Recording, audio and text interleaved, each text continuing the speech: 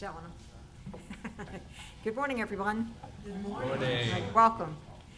Welcome to the Piedmont Unitarian Universalist Church. Piedmont UU sits on the traditional land of the Catawba, Kiawe, and Sugaree peoples. My name is Ann Lakaitis, and I will be the worship assistant this morning for our service leader, Cosette Blackburn. We are a flourishing, vibrant, and radically welcoming congregation which promotes diversity, inclusion, and social justice. We provide a safe haven for creative intellectual growth, spiritual development, and a deep sense of community for all who join us. We hope our liberal religious values will challenge you to join us as a community that lives boldly and acts justly. To our visitors and members, we're very glad you're here in person or with us online, and we hope to see you again. Your presence is a gift to us. A few announcements for this morning. Water Communion Ingathering is in 2 weeks. Please bring some water from a special place for you, which might be somewhere you visited, your home, or a local spot. We are currently having sign-ups for our chalice circles, small groups which meet monthly, to explore our monthly worship themes. Please check your weekly announcements for the sign-up or contact the office. For other important information about our vibrant community, please see your order of service, or if you are on our email list, please check our monthly newsletter and welcome weekly announcements. Whatever brought you to this place at this hour, we welcome you. May you find something that you need, and may you leave richer in spirit than when you arrived.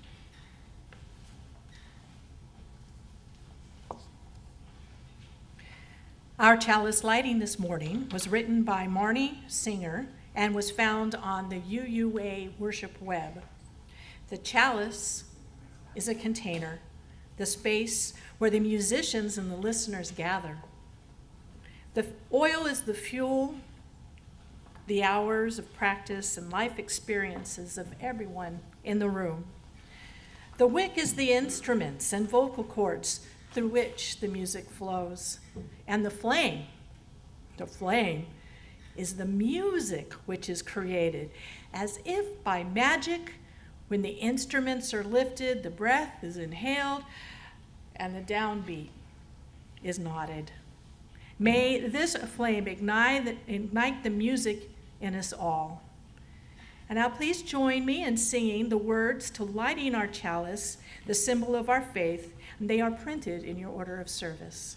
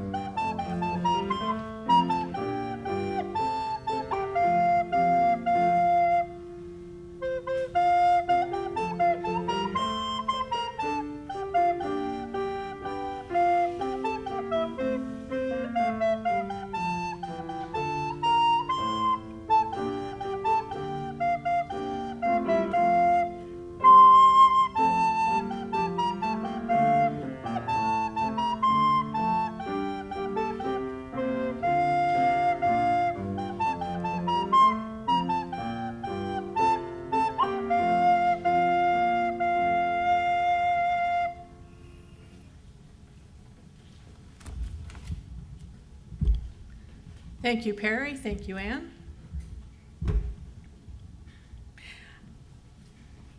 For our call to worship this morning, I invite you to please stand as you're willing or able and join me in reading number 532 in the back of our gray hymnal, The Music of Our Spheres. I will read the bold print and then you follow with the italicized.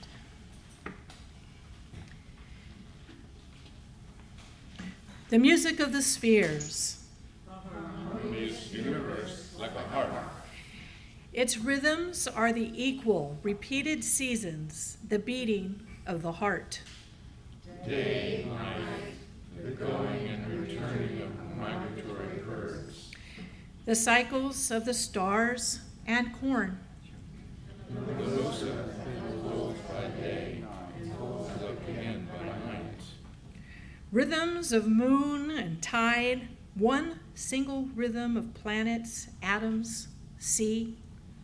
And apples that ripen and fall in the mind of Newton.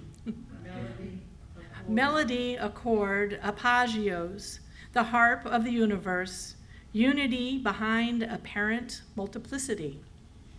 That is the music. Now, please remain standing and turn to number 346. Come sing a song with me and join us for this morning's opening hymn.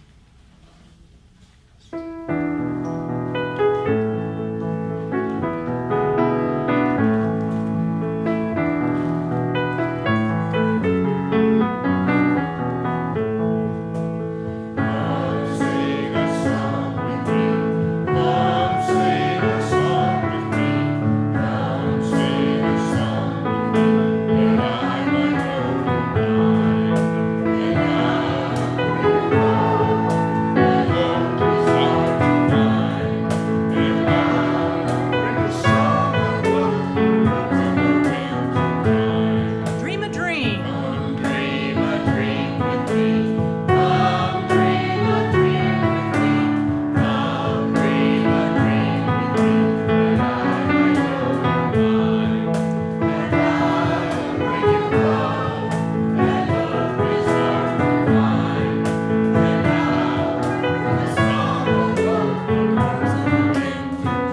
Walk in rain.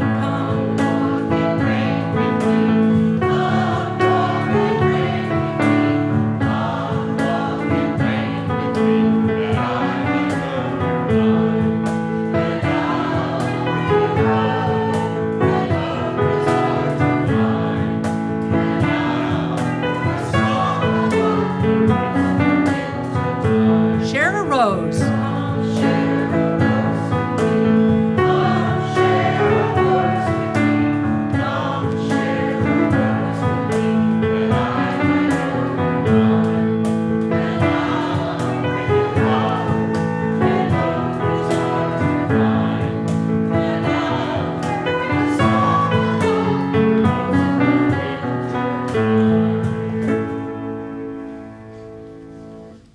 Just lovely, just lovely.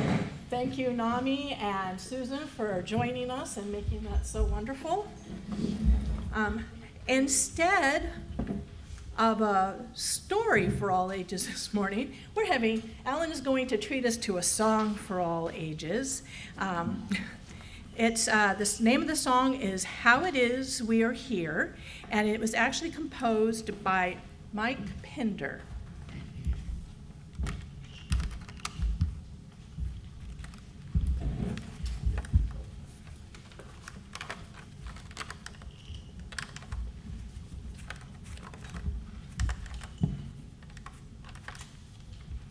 We'll get there.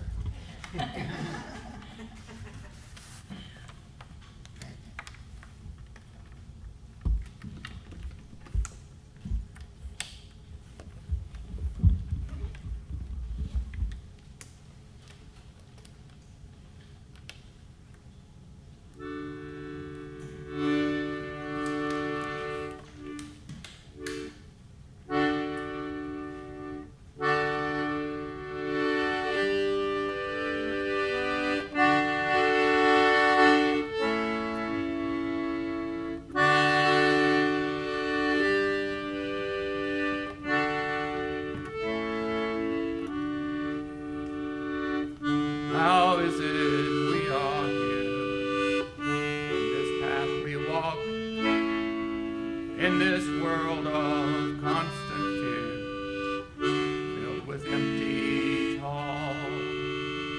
Do our leaders know the way? What do they all think? Will they save us in the end? We're trembling on the brink.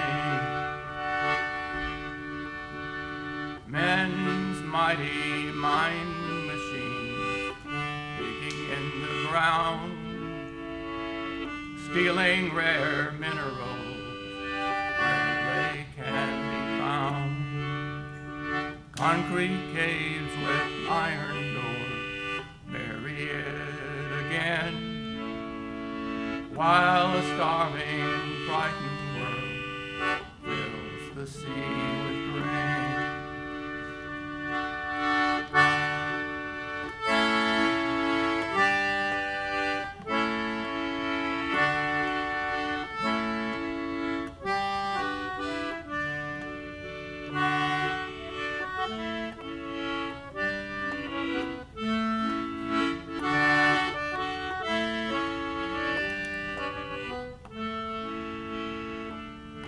But her love is like a fire burning inside. Her love is so much higher, can't be denied. She sends us her glory, it's always been there. Her love is all around us, it's there. For you and me to share.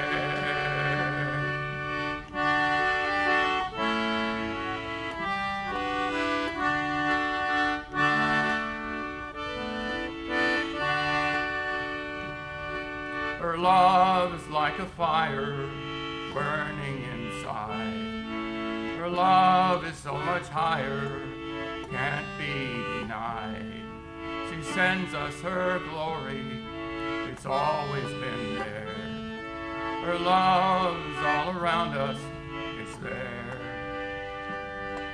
For you and me to share.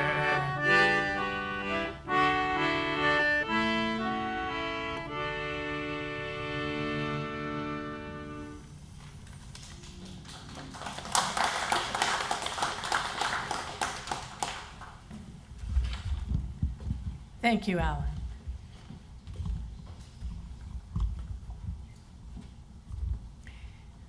This is our time of ritual and sacred sharing, a time for sharing our joys and sorrows, our concerns, and our milestones.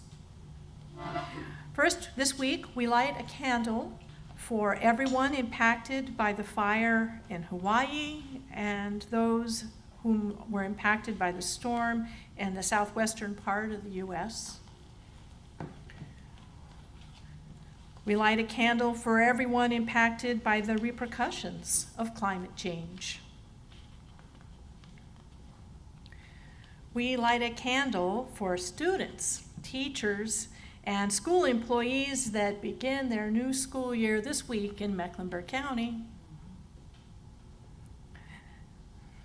The ongoing struggle for civil rights in Iran. And finally, we light a candle for all areas of violence around the world, and especially in Ukraine. At this time, you are welcome to come forward and either fill out a prayer card on our prayer tree, drop a stone in our shared water, or light your own candle of joy or concern.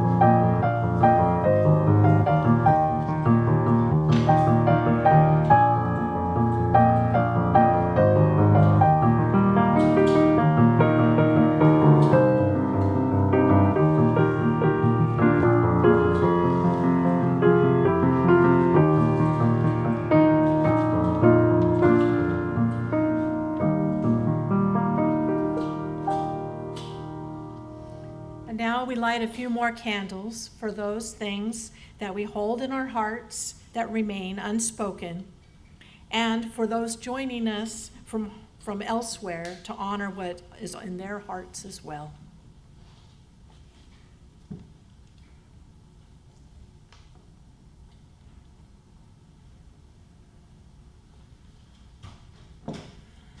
I now invite you to a time of quiet rest, meditation, or prayer as we follow the sound of our singing bowl into silence, and after a moment of silence, we will have a musical meditation.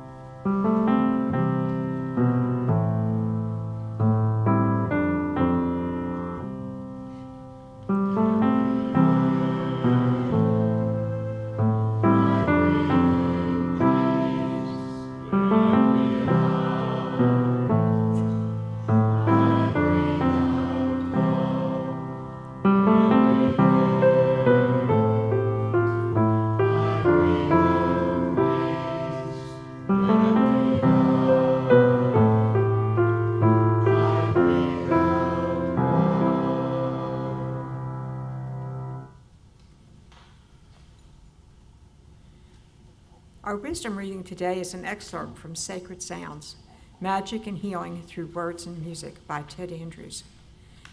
Sacred sound, whether as prayer, music, song, incantation, or chants, is a vital force which permeates every aspect of creation. In the New Testament, the book of John states, "In the beginning was the Word, and the Word was with God, and the Word was God." In the Ethiopian cosmology, God is said to have created both himself and the universe through the utterance of his own name. In Egypt, Thoth used words to create the universe, calling out over the waters, "Come unto me."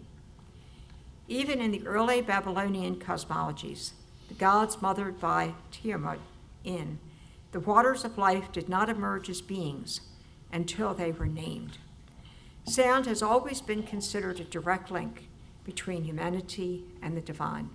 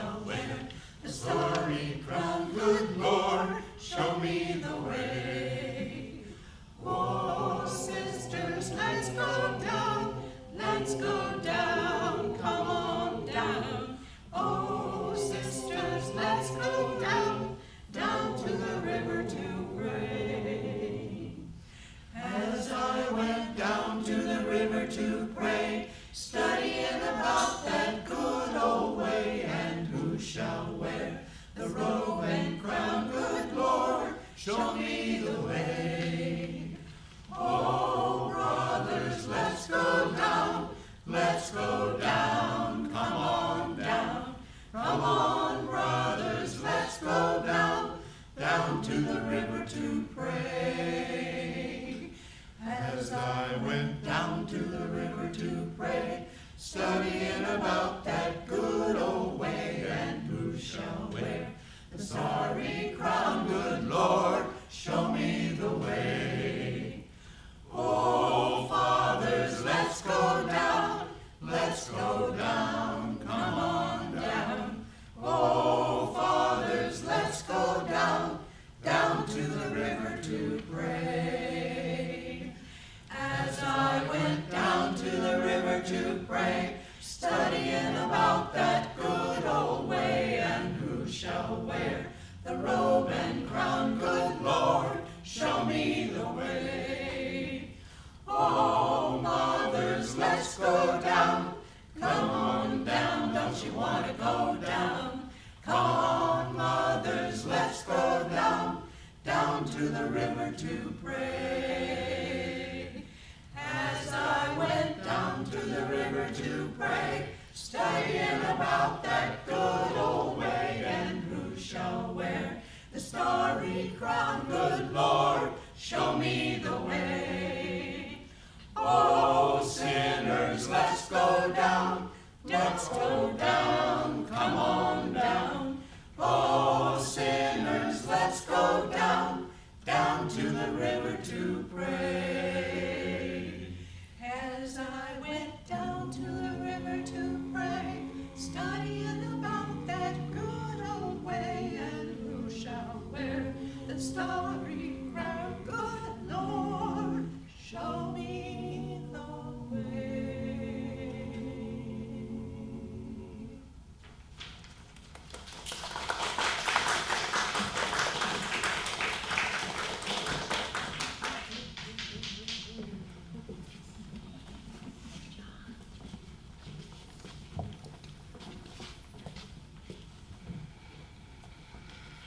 That'll get your blood pumping. Music saved my life. That may sound a bit like hyperbole, but I truly feel that my love of music is the one thing that pulled me through some very dark times in my life. Like many, I grew up in a difficult, violent household. My mother suffered with mental illness, and both of my parents abused alcohol. I became a suicidal teen. Now, most often, I suffered with suicidal ideation and never developed a concrete plan. But there were a few times when I scared myself, standing on the edge of self-harm. Music was my balm. It has always been my balm. I have a lifelong deep love of music and singing. And one of my earliest memories was singing Peter, Paul, and Mary songs to my grandmother. I can still remember singing Hushabye to my grandmother at a very young age. Knee-high to grasshopper. Before she died with Alzheimer's disease, I had the opportunity to share that song with her again. Once I sung it, she exclaimed, "I know that song," and a light went on in her eyes. I now understand that music can act like a bridge to access memory for individuals who suffer with Alzheimer's and dementia. When I struggled with the idea of hurting myself, I relied heavily on popular music to keep me centered. One example of this was my daily morning ritual as a teenager.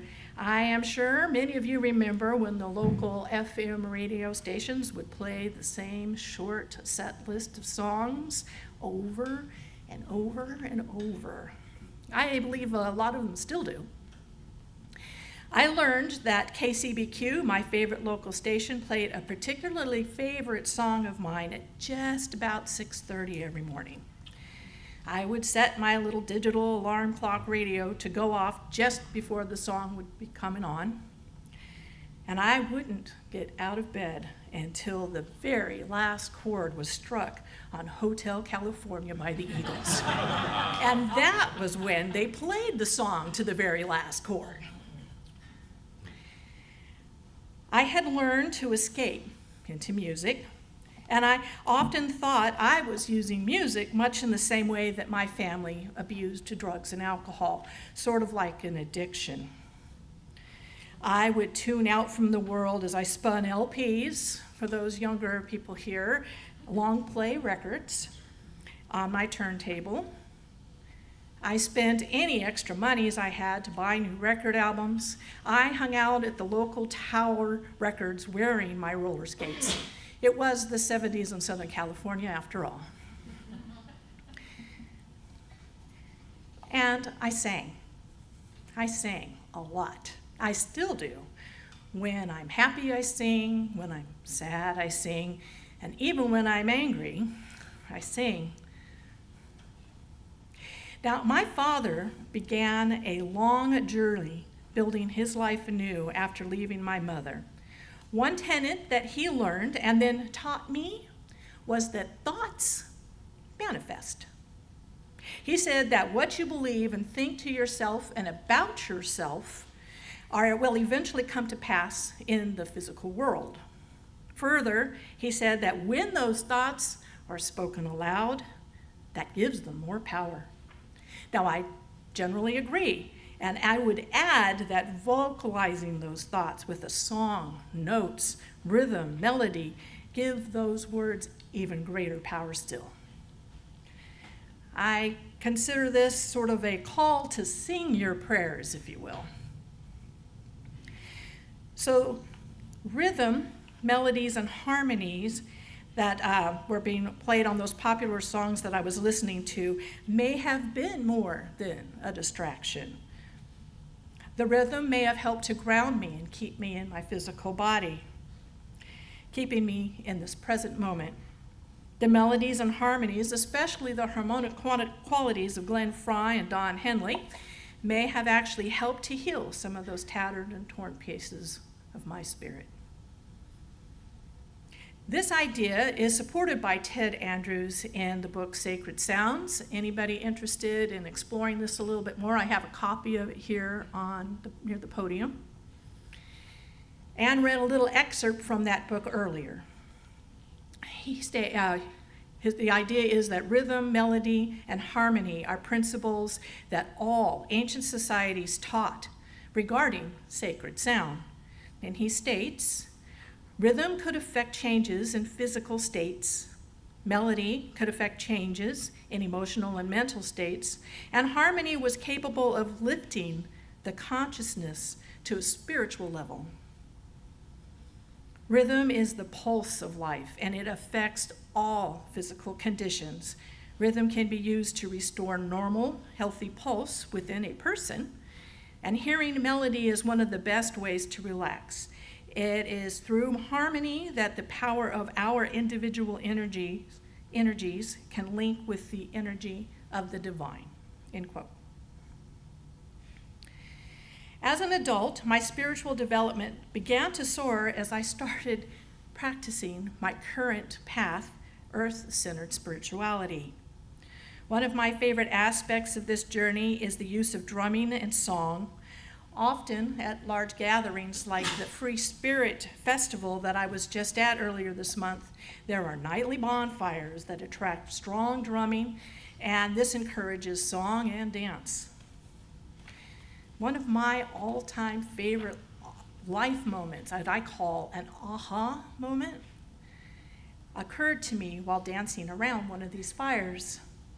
I began to feel kind of ecstatic as I danced between the fire and the group of about 20 drummers all playing African-style drums in synchronicity. In that moment, I felt connected to the drums, connected to the fire, to the earth beneath my feet, and to spirit. It was wholly uplifting. In my pagan tradition, I was also introduced to chanting, singing songs in a repetitive way Doing so in groups or by yourself encourages relaxation and connection to spirit. Personally, repetitive chanting can be trance-like and helps me get to the center of my core.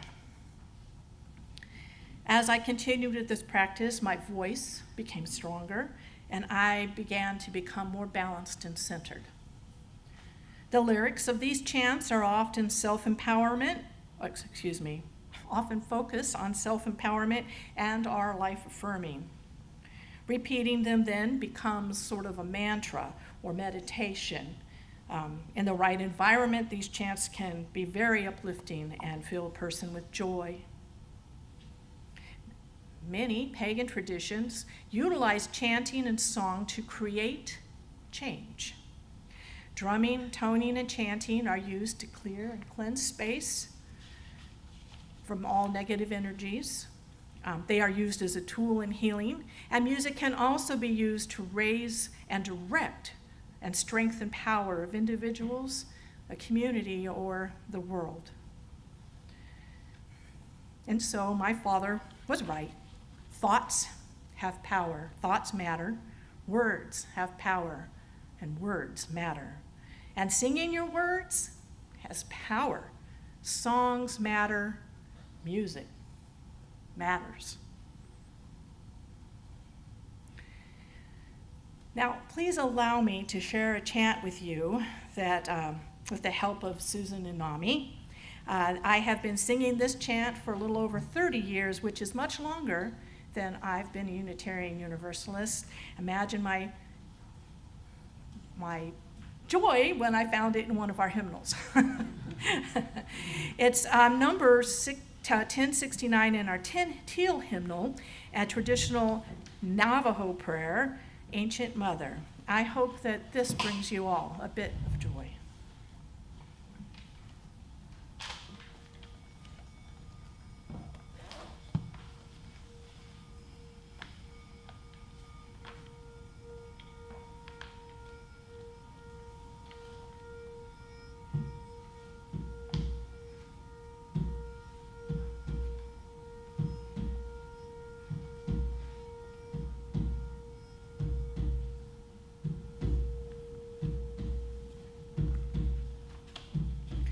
Ancient Mother, I hear you calling.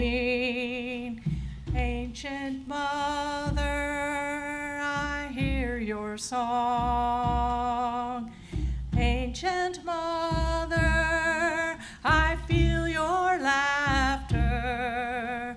Ancient Mother, I taste your tears. Ancient Mother, I feel you calling. Ancient Mother, I hear your song. Ancient Mother, I feel your laughter. Ancient Mother, I taste your tears. Ancient Mother, I hear you calling. Ancient Mother, I hear your song. Ancient Mother, I feel your laughter. Ancient Mother, I taste your tears.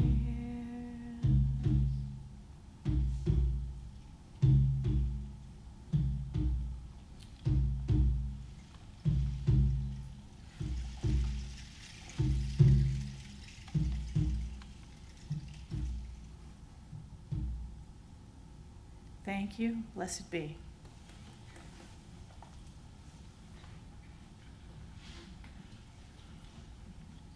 Excuse me. Let me take a second to get my energies together. I'd like to introduce, I'm sorry. See, that sends me off into another whole dimension. I'd like to introduce Jack Smith, who will share some of his perspective and his life's journey about music.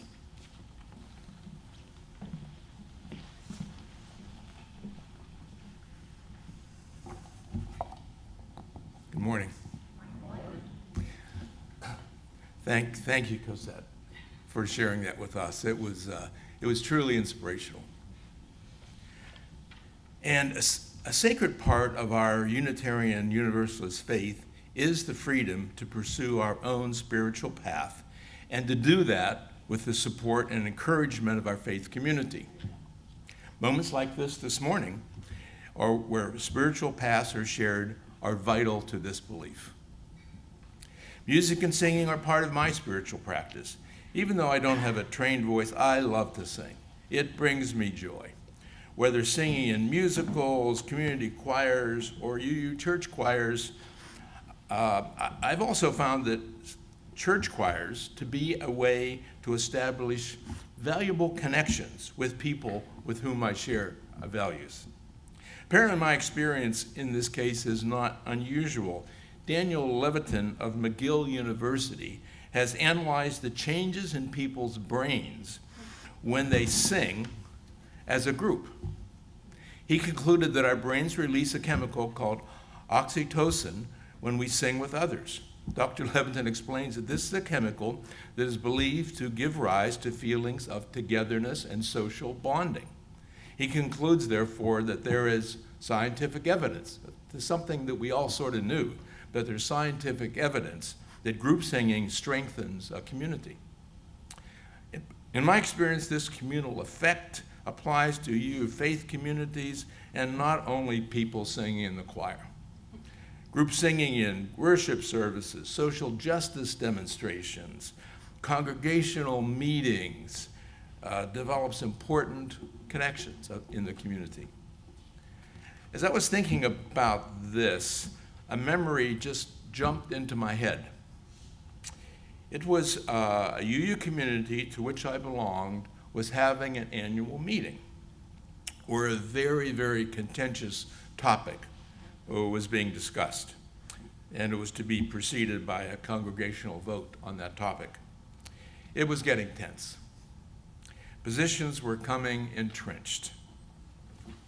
Emotions were increasing, and listening was generally decreasing.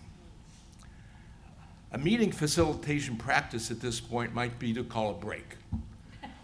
Our minister instead called for us to sing this familiar UU hymn, Sia Hamba. Do you know it? Sia Hamba, we are marching in the light of love.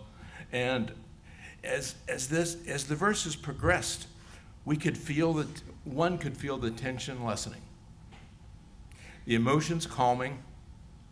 Soon afterwards, a vote was taken, a decision was made. Not everybody liked the decision, but it was done in a much more loving atmosphere. The power of communal singing, in this case, strengthened community and was truly present at that moment. It was kind of a UU miracle, I think. Moving to an historical perspective of music and faith, we heard in the reading this morning about how sacred sound from our hunter-gatherer ancestors onward have always formed a direct link between humanity and the divine. St. Augustine, a theologian in the 4th century, thought that music amplified and beautified the speaking of words. He is given credit for the phrase, "He who sings prays twice." He who sings prays twice. And it was interesting for us to listen today that centuries later, Cosette and her father had the same idea. But what a poetic to say that sung prayers, sung words add joy and emotion to the spoken word. So the examples of song and music's important faith tradition is unlimited, but to mention a few. In the Judeo-Christian tradition, the book of Psalms has many well-known, beautiful poems speaking to song and music being integral to one's relationship with the deity. A personal favorite of mine from my faith tradition is Psalm 100, verses 1 and 2. Make a joyful noise unto the Lord, all ye lands. Come into his presence with singing. As a side note, you'll note that the psalmist emphasized joyful and noisy when singing, rather than pure perfection. I think this is good advice for congregational singing. Amen. But in various Buddhist traditions, chanting is used as a form of meditation. We heard that today. Spiritual practice, creating a peaceful ambience, promoting inner calmness. And Cosette illustrated this use in pagan traditions this morning as well. In contrast, and perhaps the most extreme illustration of music amplifying the emotions of words is found in the tradition of Sufi Muslims, founded in the 13th century by Rumi, the Muslim mystic and poet. Whirling dervish ceremonies under this tradition use music and twirling dances to form a very frenetic meditation with the goal of becoming closer to the deity. We heard this morning, too, that Cosette uses this in the pagan tradition. So what are musical traditions at Piedmont that add beauty to words, that bring joy to the congregation and strengthen our community? I'd like us to pause here just for a minute and think about that. What are some traditions, what are some times during services here in this building where music or singing amplified your experience and brought you joy or strengthened community? Let's just take a minute and think about that. Blue boat home. Right. Oh, amen. He said blue boat home. Yeah. Linda and I have a story about that too, but yeah. Yeah. But so, here we are, okay. So in the short time I've attended services here, I've appreciated that piano and song blend into our silent periods of meditation. I really like though we do silent meditation and then song and music. And of course, like many of us, I think hopefully all of us, we look forward to the joining of hands for our joyful closing song. And of course, I love our small, dedicated, what we call startup choir, so much that I asked to join them after I heard their first anthem, and they allowed me to join them. Our community is at an exciting time. We're rebuilding. We're establishing a new, vibrant community while keeping the traditions that define this faith community.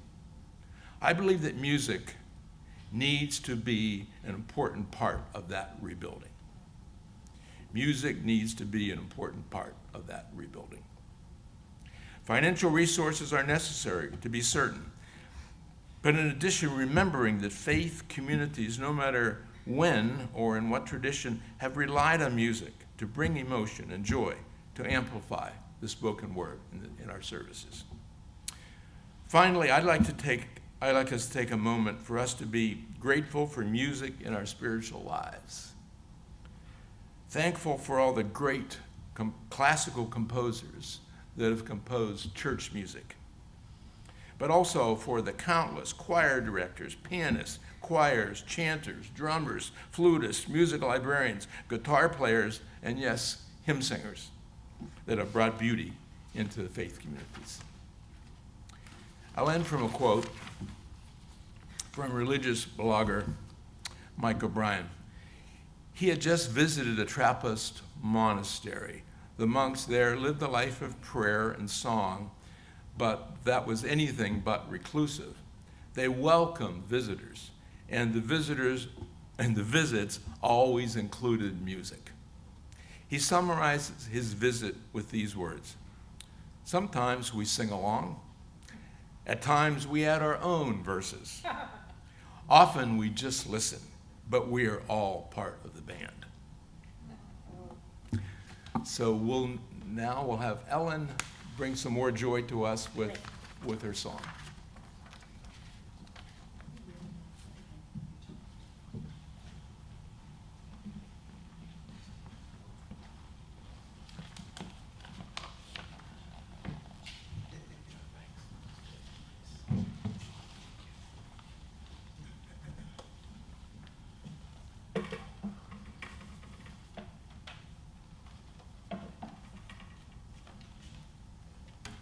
Thank you to Cosette and to Jack for reminding us about the impact of music in our lives and how it has a profound connection.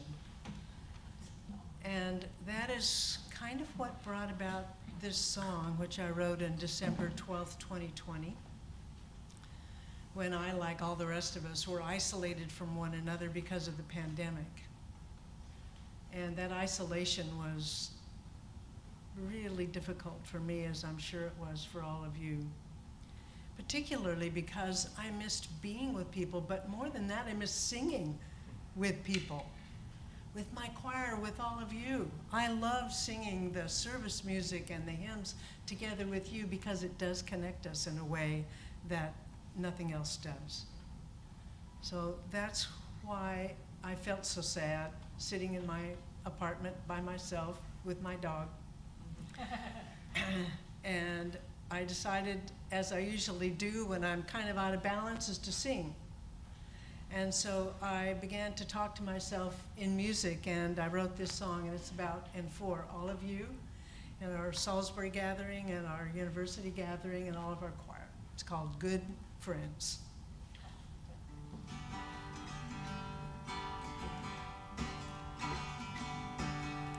Good friends, sit with me for a while.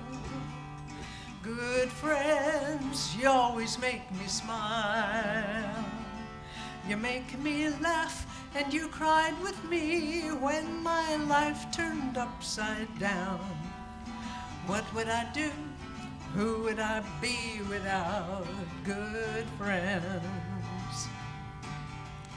Good friends, oh, you know who you are. Good friends living near and far. You're always here and I'm always there for you like you are for me. What would we do and who would we be without good friends? You can't live this long, you can't be this gray without struggles to find your way. And you know darn well that you would have quit a long, long time ago if you didn't know, if you couldn't count on your good friends. So good friends, sing with me for a while. Good friends, I've always loved your style. Whether we sing solo or harmony, it's magic, I guarantee. How would we sing and what would we do without good friends? Whether we sing solo or harmony, it's magic, I guarantee. So how would we sing and what would we do without good friends?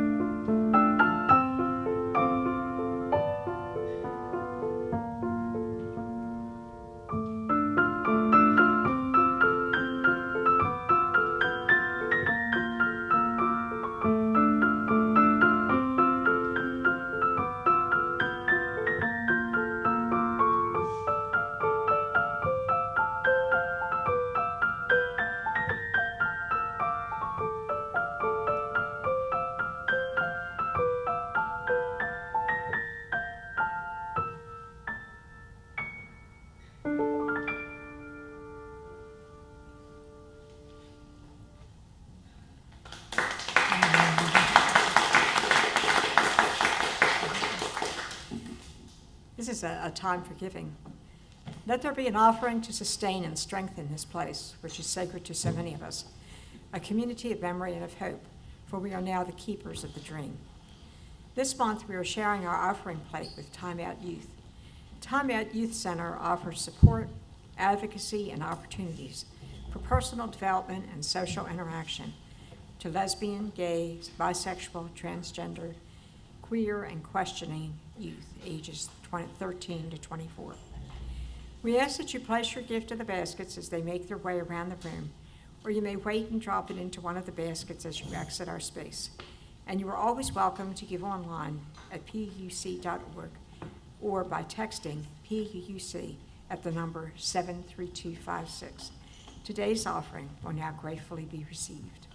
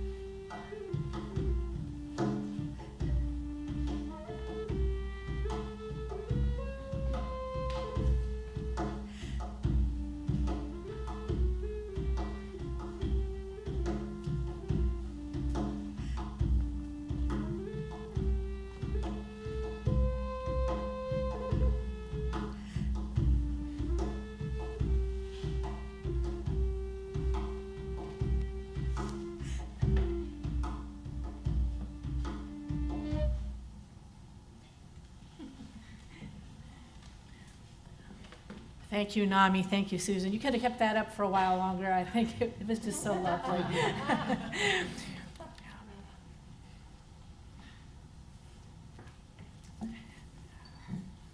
We are so grateful for these gifts, for all the work that brought them forward, and for all the work that these gifts may yet do. We are most grateful for your presence here today, and whether you're here in person or joining us online. Now please stand as you are willing or able for our closing hymn, number 1021, and our till hymnal, Lean on Me.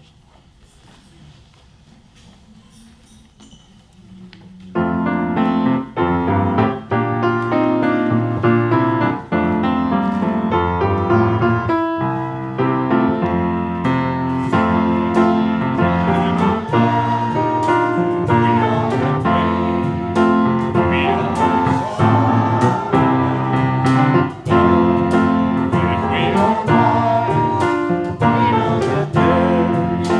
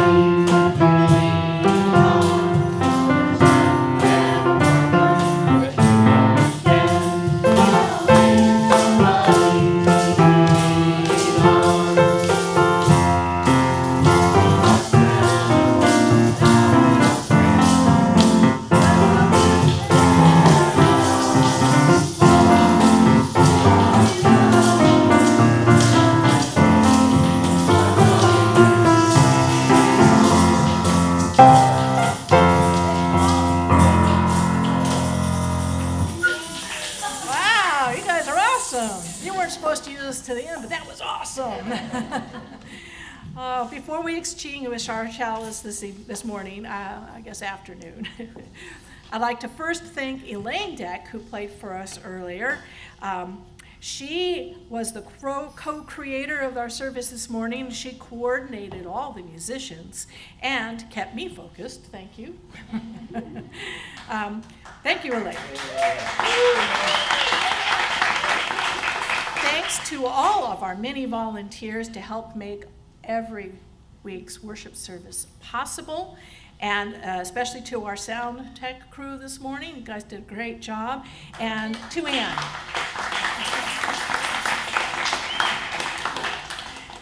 Thanks to Ann and to all of our musicians. They're all just so wonderful. Thank you for your generous sharing of your gifts this morning, and it brought us all joy.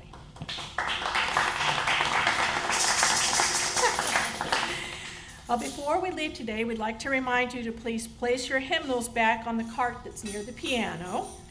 And now I'd like us as a community to give thanks either with our in our hearts or with our words for the things that we are thankful for today. And may I please start? I am thankful that I am feeling well today. I just went through a bout of COVID and Paxlovid, and I'm feeling more myself. I'm really grateful.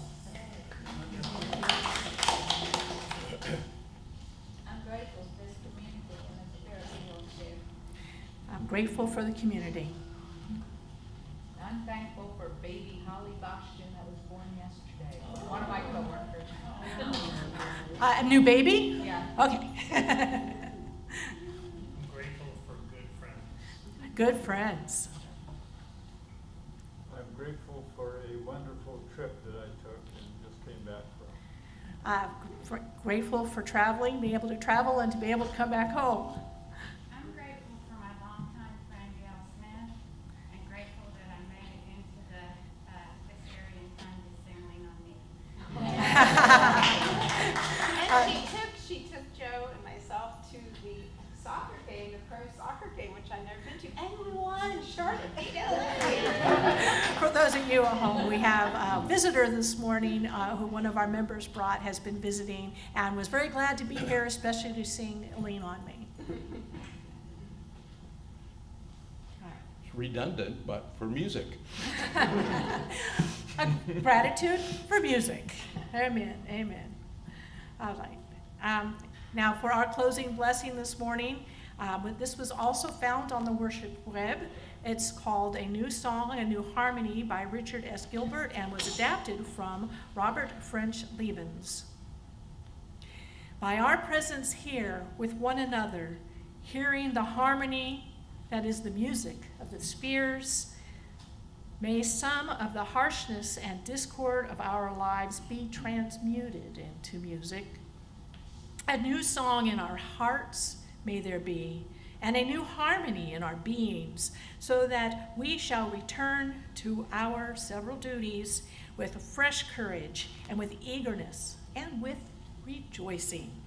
Amen. We now extinguish our chalice, but we carry its light, its warmth, and its meaning until we meet again. May we go in peace, believe in peace, create peace wherever we go. May it be so. Now, before we begin our closing hymn, I think everybody's found the rattles and different instruments under their chairs. While we sing, we give thanks this morning, we invite you to shake those rattles and make some noise and clap your hands if you don't have an instrument. But please join us in making a joyful noise.